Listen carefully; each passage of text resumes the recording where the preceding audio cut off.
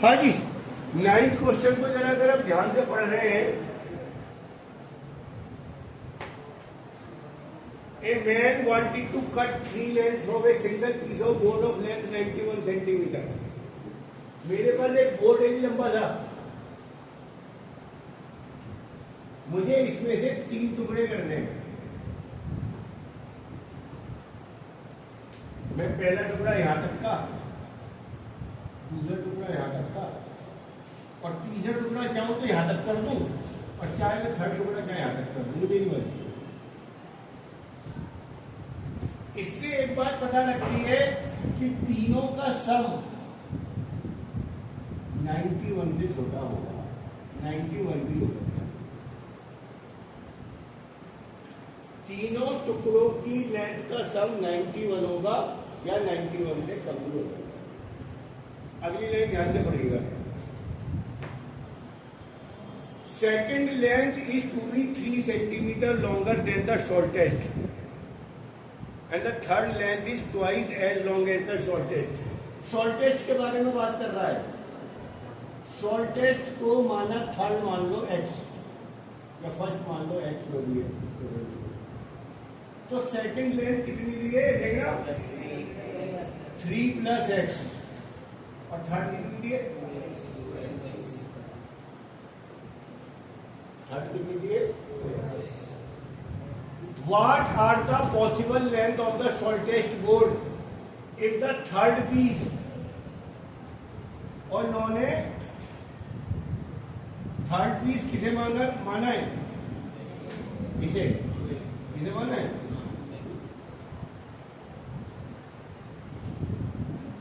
Shortest को तो नहीं माना।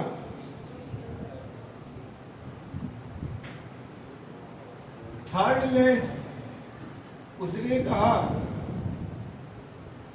लॉन्गर है, इस वाली लाइन को देखिएगा, then 5 centimetre plus second. Third length 5 + second के बराबर है। 2x बड़ी है 5 + 3 + x से। 2x - x 1 से बड़ी है। ये वाला केस देख लो भैया दोबारा। ये सबकी समझ में आ गया होगा, मुझे पता है ये भी सबकी समझ में आ गया होगा। शॉर्टेस्ट लेंथ मैंने फर्स्ट मान ली x, दूसरी लेंथ 3 बड़ी है 3 मोर तो 3 + x, third length twice of x। अब इस वाली लाइन को मैंने मैथ में बदलने की कोशिश करी है।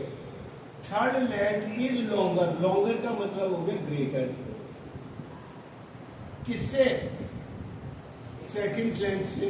कितनी, 5 सेकेंड। तो थर्ड लेंथ ग्रेटर है 5 + सेकेंड। थर्ड 2x की, ये 5 + 3 x 1 से बड़ी होगी। और इसको तो दोबारा सॉल्व करना ही पड़ेगा आपको। First + second + third is less than 91।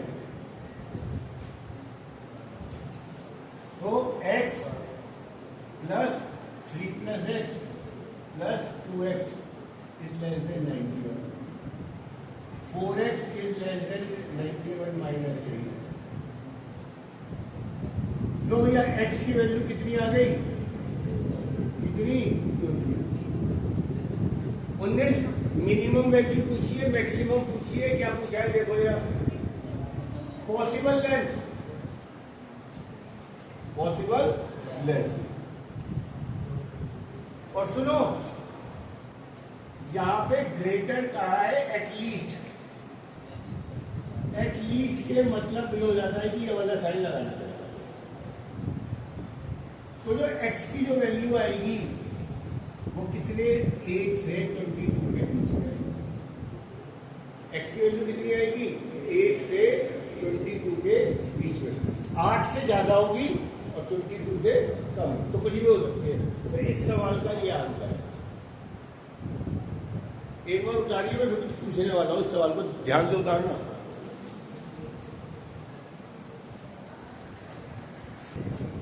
हाँ जी, 1 सेकंड देखिए जरा।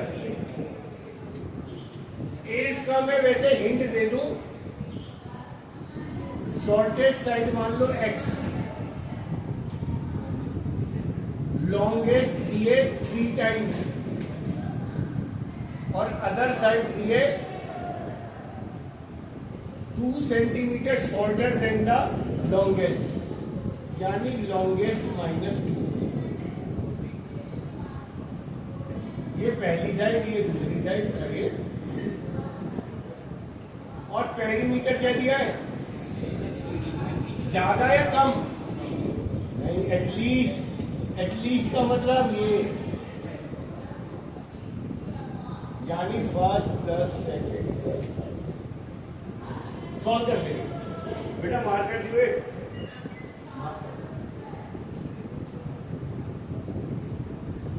12 आया किसी का क्या 10 में? 10 होमवर्क लिख लो पहले, 1 से 9 तक और 12 13। जो 3 सवाल बचेंगे वो कल कराऊंगा और चैप्टर कल खत्म होगा। हाफ ईयरली का सिलेबस बताओ। परमुटेशन किसी के आ रहा होगा तो कराएंगे, नहीं तो फिर स्टेट लाइन कराएंगे।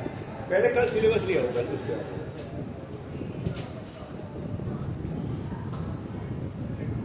हाँ जी, 12 क्वेश्चन देखिएगा, समझिएगा, बढ़िया क्वेश्चन है। 5 नंबर का क्वेश्चन आएगा इस एक्सरसाइज से, जरा सीरियसली लीजिएगा। IQ ऑफ ए पर्सन, इसका फॉर्मूला है MA/CA × 100। जहां MA दे रखी है मेंटल एज और CA दे रखी है क्लिनिकल एज। हमारी जो फिजिकल एज है, जैसे आप इस समय माना 17 साल के या 16 साल के, वो आपकी CA है। और हर बच्चे की मेंटल एज अलग अलग होती है। कोई अपनी उम्र से ज्यादा तेज है, कोई अपनी उम्र से 1 साल कम बुद्धिमान है, ज्यादा बुद्धिमान, वो कहलाती है मेंटल एज। और इस फार्मूले को लगा के एक IQ है, यह IQ का फार्मूला है। वो कहता है एक बच्चा 12 साल का है, 12 साल के बच्चे के लिए CA तो 12 हो गई, और उसने कहा IQ 80 से बड़ी है और 140 से छोटी है, तो मेंटल एज बताइए। क्वेश्चन समझो पहले। इस फार्मूले में 3 चीज थी, IQ, MA और CA। CA 12 दे दी, IQ भी दे दी, MA पूछिए। तो आप फार्मूले की शुरुआत ऐसे ही करेंगे, IQ है 80 से बड़ी और 180 से 120 से 40 से छोटी। IQ का फार्मूला लिख लीजिए, MA/CA × 100, 140 से छोटी। CA की वैल्यू क्या रख दीजिए 12, तो 80 MA/100 × 12, MA/12 × 100। एक इक्वेशन बना ली, मेंटल एज को अगर मैं X मान लूं,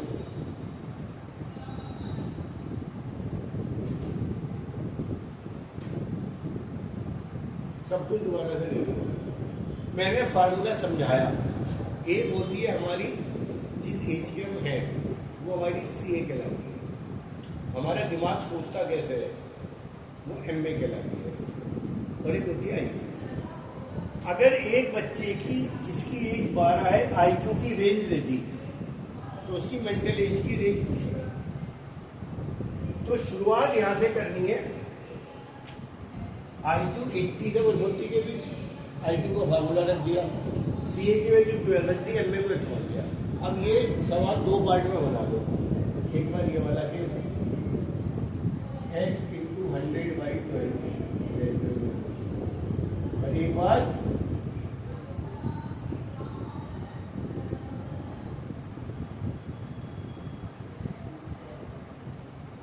इसमें 12 उधर जाएगा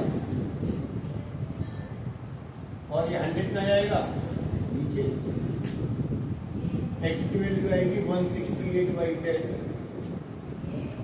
X की वैल्यू कितनी आ गई 16.8। इसका क्या मतलब है, ये एरो 80 की तरफ है, तो X को तो यही लिख लो। कर लीजिए।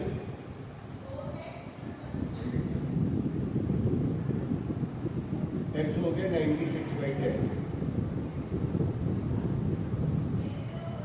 क्या आंसर है? एक्स की वैल्यू 9.6 से बड़ी और 16.8 से छोटी। 9.6 से बड़ी, 16.8 से छोटी, ये मेरा आंसर आ रहा है। 3 नंबर के लिए ये भी बहुत इंपॉर्टेंट एक आपका क्वेश्चन है। थोड़ा लैंग्वेज डिफरेंट थी तो कम समझ में आता है स्टार्ट में, पर घर जाके ये मैंने पूरा आपको करा दिया, होमवर्क दे दिया, ये आप काम अच्छे से कर लो।